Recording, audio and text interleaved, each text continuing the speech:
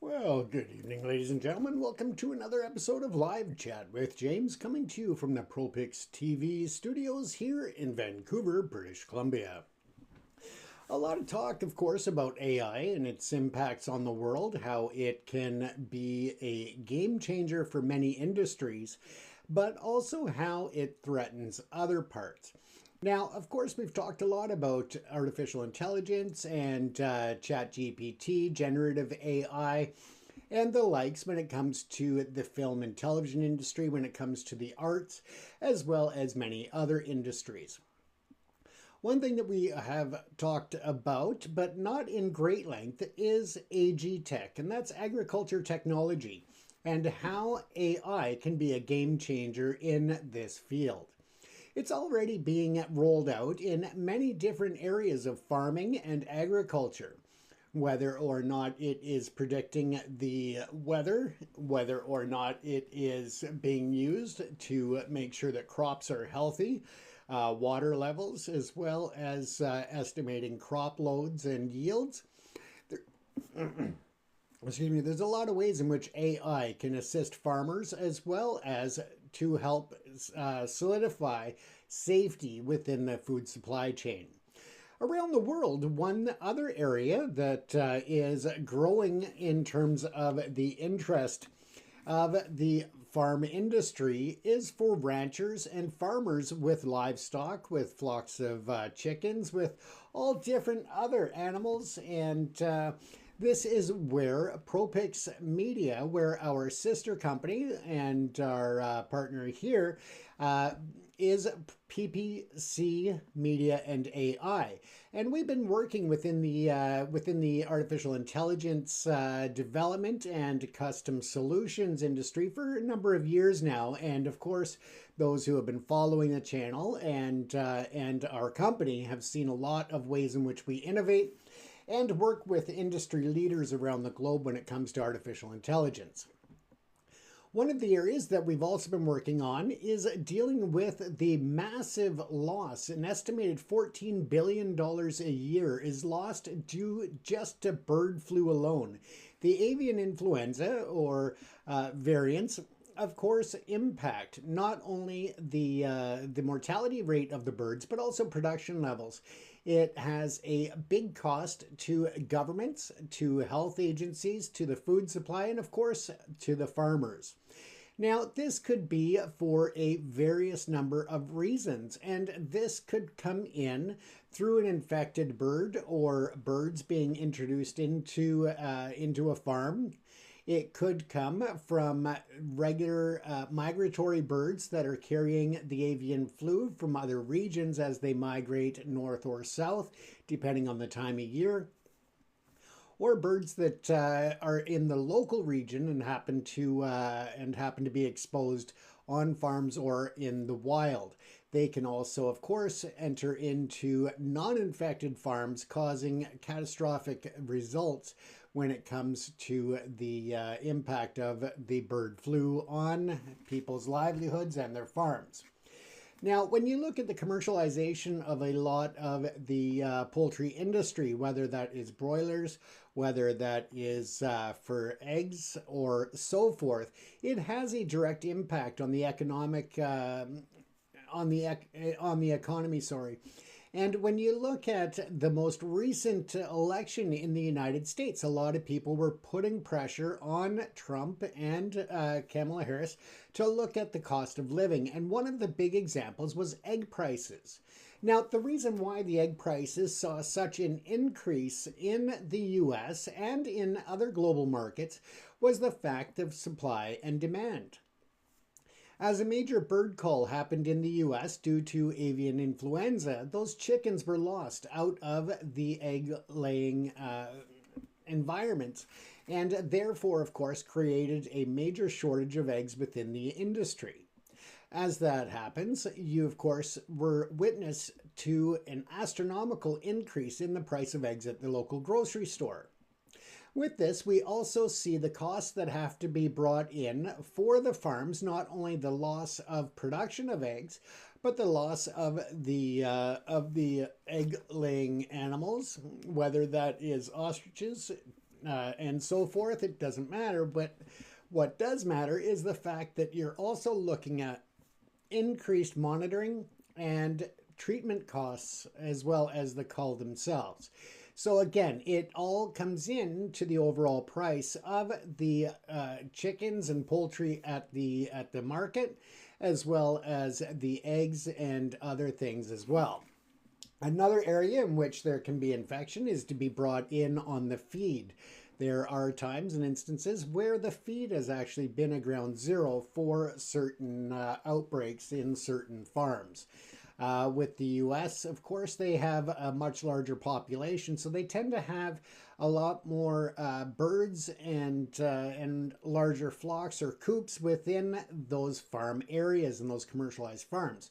Canada tends to have smaller numbers, which means that the containment is a lot easier because you have less birds to deal with and the cull doesn't reach such a large proportion or large number of birds at one time. Now, the reason why I'm talking more specifically about this part of the AG Tech is because we've been working on a project that is now getting ready to launch into the next level.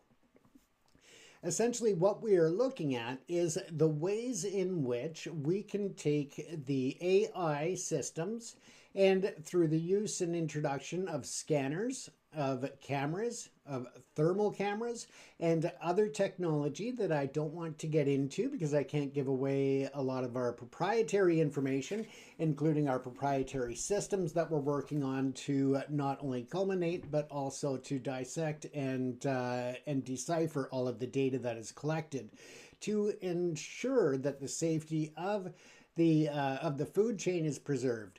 Now, there is another advantage to the way in which we are developing a system is that it is scalable. So it can be utilized once we get it to that point. It will be able to be utilized on the smallest of facilities right through to the largest, and to increase the stability, the safety, and the detection of any illness or disease within those areas.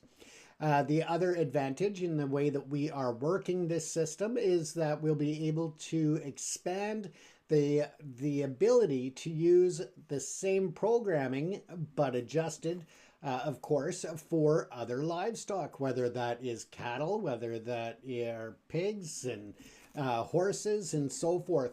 We'll be able to not only scale it to that industry or those parts of the industry and those segments, but also eventually to utilize it within an open wilderness area to adapt it to help preserve and conserve wildlife as well. So again, we are looking at the broader spectrum of AI and how we can create the tools to deal with disease and intervention before it hits the level of the $14 billion a year level that we now see worldwide. Now, of course, that $14 billion number is just in the avian flu expense and costs to the economy worldwide. That's not taking into account all of the other uses and all of the other ranches and farm animals that can be treated or that it can be adapted to help prevent illness from early intervention with an infected unit or animal. So as soon as that one is detected or there is a potential infection, that can be isolated before it spreads to the rest of the herd or whatever the case may be, depending on the environment and the atmosphere and of course, the assets that are being monitored. Now, of course, with this comes great challenge because AI, with all of the technology and the requirements, now that we are at this next stage, of course, comes the point where we are reaching out to venture capital companies. We are reaching out to governments and different professional associations to try to raise the funds required to take this research and development to the next stage. And that is very exciting. But of course, given the expense of it, it definitely is a challenge.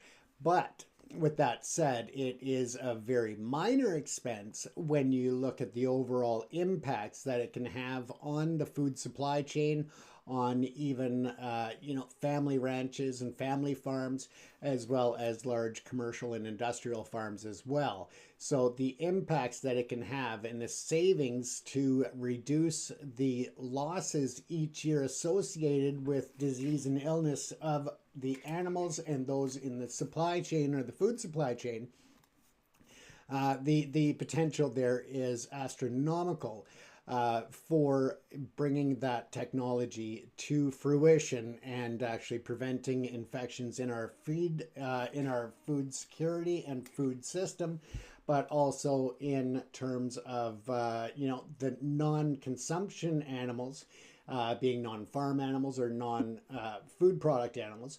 Of course, that is also a major benefit to be able to assist in preventing the illnesses and the spread, as well as the early detection. So again, it's pretty amazing, the technology. We have been working on this for quite some time. We work on various levels of AI in that division of our company.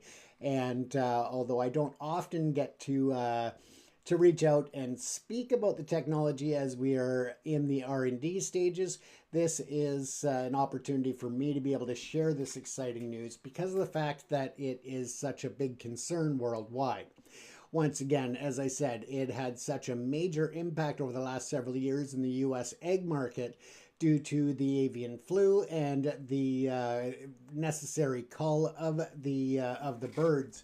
And also recently here in British Columbia, as we're located in Metro Vancouver in Canada, many people may have heard of an ostrich farm in the Kootenay region of British Columbia, where the ostriches are facing a major cull, and that is due to the Canadian Food Inspection Agency detection of an avian influenza within some of the bird flock or the stock there. So again, it is a huge loss, not only the monetary loss to government, to the business and the farmers, but also when you look at the decades that go into breeding and trying to combine the best of the genetics. And I don't mean physically the genetics. I'm just saying when you're breeding certain birds, you want to, get the best stock. So again, it's not talking laboratory type of thing. We're just talking about getting the right birds, the right strengths, and complementing the development of the bird in that process, in the breeding process over decades. Also, all of the work and people get attached to their animals. Let's not fool ourselves, whether it's on a farm or at home. We get attached to animals, and it is tough to see them suffer if they pick up disease or illness. No different than, watching other people that when they are going through illness or disease. It's never a pleasant thing to watch. It is a lot of times feeling like your hands are tied. So imagine the launch forward as we move forward with this AI project to help deal with bird flu and infections. So let's go into a bit more detail. Hello, Unknown Jet, welcome. Khalid Az, welcome. Zahid Latif, welcome. Sherilyn Greenow, welcome. North of 60, there we go, back in the northern region. Blair CA, welcome. And Whitney, welcome everybody to the program. By all means, so throughout the show, if you want to add comments to the comment section or you want to bring up a certain topic that's not even necessarily what we're discussing, by all means, feel free to put it in the comment section and I'll be happy to deviate from the conversation to talk about your topics as well, because this is what the program is all about. Now, when we talk about, let's go into a bit more detail about this, and I got to be careful that I don't give away any of our major proprietary information, but I will give you some detail, which is more commonly known already in the industry, and that is integrating with using the AI along with the cameras, the movement sensors, heat detection, and then some other sensors that I can't discuss due to proprietary information. But yeah, that all works within the poultry research facilities can significantly enhance the early detection of the avian influenza and other animal related illnesses. Now, when I say that in research facilities, essentially what I'm at this point talking about research facilities as we develop this technology further. And that's again where we need to bring in the investors and government and everybody else to try to come together to put the funding together to take it to the next stage, which, as you can imagine, is the big challenge. But in any event, yeah, it can significantly, when it reaches to the main markets, and again, it's an international issue, so it can hit the international markets when it's ready. But it can significantly enhance the early detection of avian influenza and other animal-related illnesses. As I said, we'll be able to move it around so that we can actually focus depending on what the farm or the ranch or the facility needs. So again, that's down the road. Right now we're focused on the avian influenza and other illnesses that impact these birds.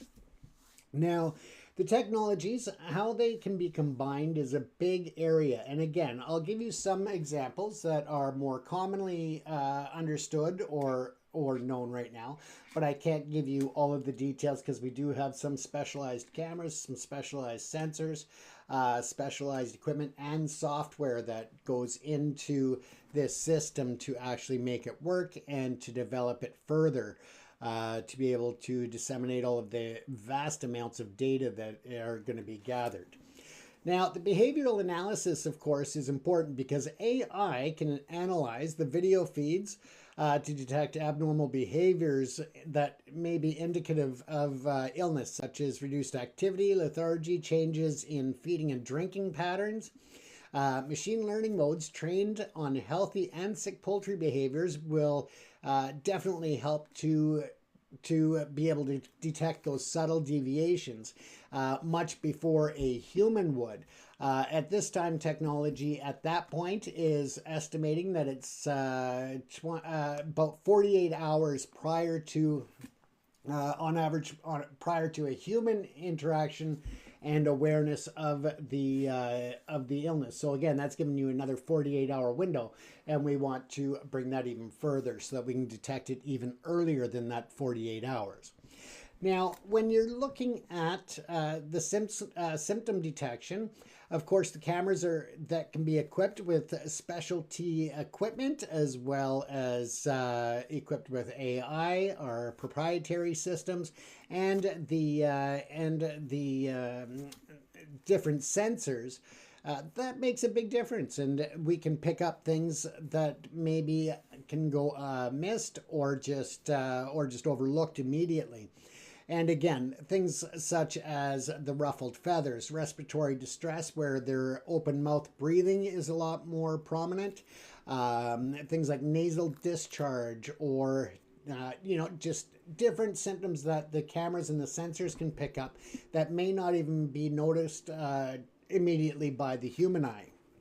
So again, with the high resolution imaging combined with the computer vision and all of the other technology, of course, that can flag the signs in real time and cut down on the infection to the rest of the flock or the rest of the facility. Now, the flock level monitoring is essential because AI can also process the footage to detect flock-wide patterns such as clustering or reduced movement, which may indicate disease spread. Further to that, with certain technology, with the infrared cameras and such, it can pick up in whether it's nighttime or just dark areas of a coop or whatever the case may be, it can definitely help to pick that up much sooner than maybe the human eye would, especially in larger clusters or larger flocks. So again, it's important to keep the focus on monitoring 24/7, and that's where these real-time systems will play an instrumental role in cutting down the length of time that the birds are infected before detection, as well as helping to secure and create a safer food supply chain, saving, as I said, tens of billions of dollars a year. Now, with that, of course, at the end of the day, this will be a project that will be rolled out to farms around the globe. So again, the potential for the return on investment is there, but again, it's not about getting rich. The idea is to create a system to help take care of the animals, to help protect the animals, and ultimately to help protect the food supply chain as well. Now, of course, we're talking about thermal imaging, and infrared cameras can detect changes in body temperature, which is also essential because that can be a key indicator of infection not only to animals but to humans as well. Now, AI can analyze thermal data to identify fever or hypothermia in individual birds across a flock, which are, again, common signs of avian influenza. But again, we can do this with other animals to help scale the technology to other areas of farming, ranching, and basically all animals and such. When we look at land-based, we are not focused on aqua or on marine life. We are focused on land-based animals at this point. When you look at the AI analytics, now of course AI can integrate data from cameras, the movement sensors, thermal imaging, and other proprietary equipment, and that can create a comprehensive health profile. Now, a bird showing reduced movement, elevated body temperature, abnormal posture could trigger an alert for further investigation. This is similar to, for yourself, if you have children, you'll know when your children are sick. You'll notice certain variations in behavior, the way they move, their eyelids may be slightly droopy. And because you're there every day around your children, you'll notice this. Whereas somebody such as the teacher may not notice for a few days or right away because they may have so many other children to be paying attention to that they don't notice. So that's just kind of an example for you, and how this technology, being that it is focused 24/7 and monitoring every part of these areas, of course, that is, again, the opportunity to catch it much, much earlier, saving tens of billions of dollars in losses every year. Now, the profiles are also great because as you continue to do this, you are continuing even later to keep the development and the ongoing changes, fluctuations, because there may be differences in behaviors or body temperatures or such of a chicken that's in Canada versus one that may be in in Russia or in China or in Australia. There's different variables in different environments. So again, it'll be scalable to be able to adjust for those variations. Now, when the machine learning models are trained on the historical disease outbreak data to predict the likelihood of avian flu or other illnesses, based on sensor inputs, that enables proactive measures. And again, it's all about getting all of that data correlated and brought together to be able to feed it into these new age systems. And that is a part of the future, but the future is today, so to speak. Now, of course, the AI systems can send automated alerts to the facility managers, veterinarians, or the small, rural farmer via cell phone or computer alerts and so forth. So there's a lot of different ways in which you can have the different notifications. You could even go as far as to have, which... Yeah, I'll leave that alone. I don't want to touch on that part of the R&D of the technology yet because that is more proprietary. But yeah, there's some great ways to actually identify the exact, in this case, the exact chicken or rooster or whatever, in the, and again, just using that as an example. But in the hen house, we'll say, we can find out which hen and identify as well as monitor, remove them, put them in isolation. And yeah, there's just so many ways that this expedites, but also isolates the individuals before it gets spread to the entire flock. Again, there might be exposure, but you can get quicker response to get the actual infection out of the population. Now, avian influenza is something, as I said, that's taking up tens of billions of dollars and reducing food security in many areas. Now, AI can detect early signs like the respiratory distress that we talked earlier, the reduced food intake, temperature spikes, reduced hydration of the bird's intake of fluids, all of that. Now, studies showing that the HPAI can cause a 20 to 30% drop in water consumption of the birds before visible symptoms. So again, by monitoring their water intake, their food intake, and the like, of course, that is a massive leap forward, combined with the other sensors and scanners and AI technology that we are looking to utilize in the overall system. Then of course this is a massive, massive leap forward. And once again, that's why we are working so hard to get the funding in place, whether it is investors.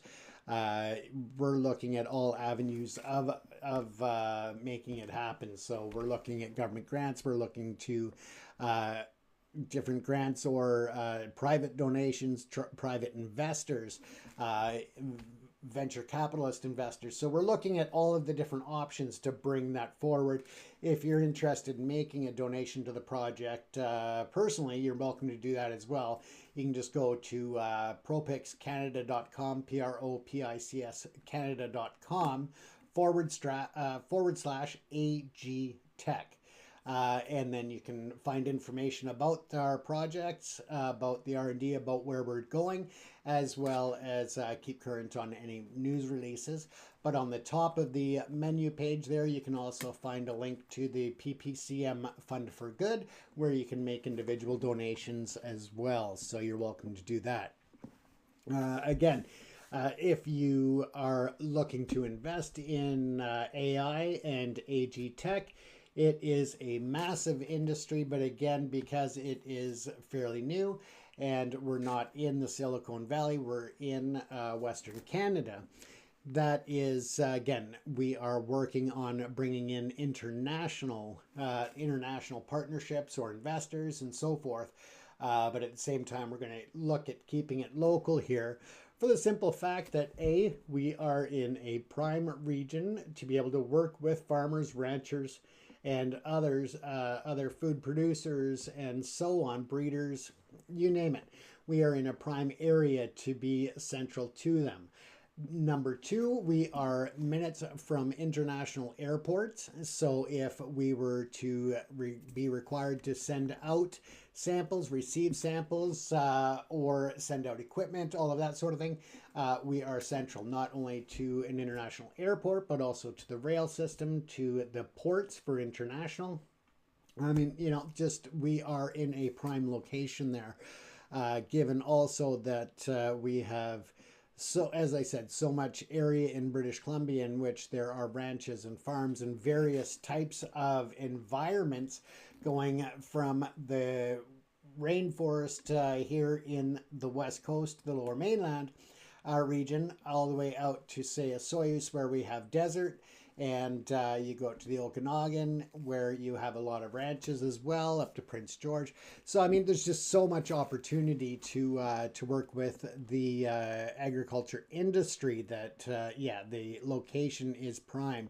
And again, just being minutes from the Canada-US border as well definitely makes it very convenient that way as well.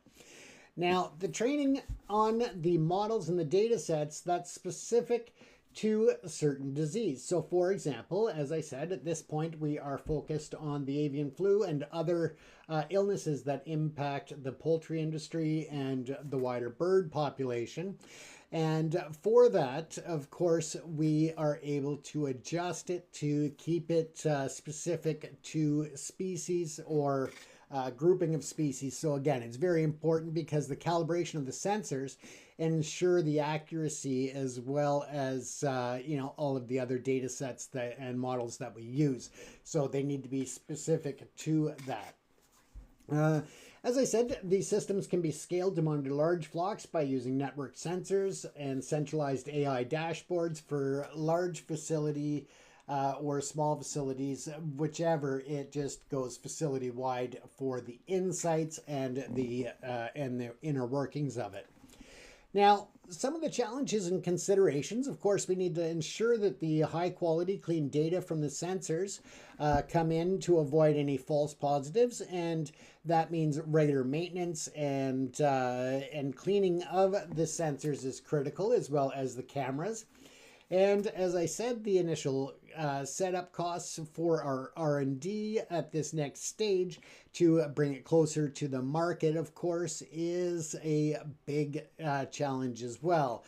But we're looking at the fact that the massive billions, tens of billions of dollars that can be saved every year, not to mention the reduction in the suffering of the animals, is really a huge, huge benefit. So again, compared to, even 1 year of losses in the farming industry, the poultry industry, or otherwise, this is just, a pittance compared to that when it comes to getting this technology to the next stage and moving it forward.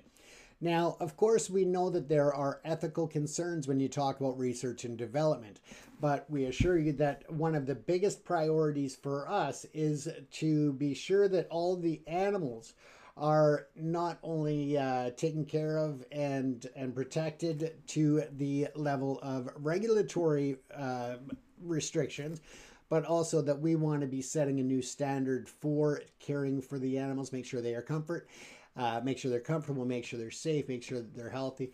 And at the end of the day, really, that only benefits the technology and the systems as well, because if we are introducing a stressful environment to the research and development, then of course we're going to get different readings that maybe we wouldn't see under normal conditions. So again, it's there's no intrusive AI or anything. We're not putting chips inside the animals. We're not, nothing like that. So again, it's all external, what we're looking at and what we're developing. So again, it's cameras, it's scanners, it's other technology, but it is not, subjecting the individual animals to like chip and, implants or anything like that. So we do follow the highest level of ethical concerns, not only in the animal care and ensuring that any farms and ranches that we deal with also adhere to the highest ethical and health standards, as well as standards for the care of the animals. So again, very important to us, as I'm sure it is to most of our all of our clients, as well as the industry as a whole. So again, the AI models need to be ongoingly, just rigorously validated so that we can minimize errors as false positives that could lead to unnecessary culling, while also false negatives, on the other hand, of course, could lead to disease spread. So again, that's where the AI models are rigorously going to be trained, and it's not going to stop there. Once we get the solution to a user end, we will continue to just ongoingly keep the research, keep the data, keep any influx, any changes in that, so that we can make sure that the system is adapting as maybe a flu variant adapts. So again, we'll make sure that that is of essential importance, that it grows as long as this does. So again, it's all about bringing the future and making sure that it is scalable and adaptable for tomorrow's challenges as well as today's. Now, when you look at the supporting evidence, once again, research indicates that AI-driven thermal imaging can detect temperature changes in poultry with a 95% accuracy, and that enables early intervention of diseases such as the avian flu. And that study was done by the Poultry Health Studies in 2023. Pilot projects in Europe have also used AI with motion sensors to detect behavioral changes in flocks, and that has helped to reduce disease detection time by 48 hours compared to manual methods. Again, something that we talked about a bit earlier. When it comes to other trials, when it comes to AI camera systems and detecting respiratory distress, when it comes to detecting other abnormalities within different species, not only in the avian species, but also others, cattle and livestock as well. So again, that's where ProPix Canada Media is combining our expertise with our expertise in AI, bringing those two together to make sure that we can help to advance the world where the food security is much greater and animal suffering has greatly reduced. Because even though, as I said, Unknown Jet, welcome back.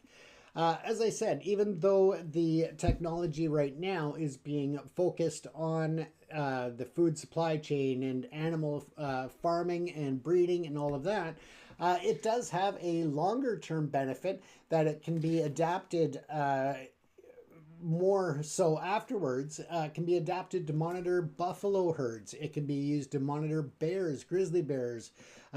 We can use it for so many other adaptations within the wildlife and wilderness settings that, the opportunities are endless to help to prevent the spread of disease, not only in farms and ranches, but also within the wilderness as well.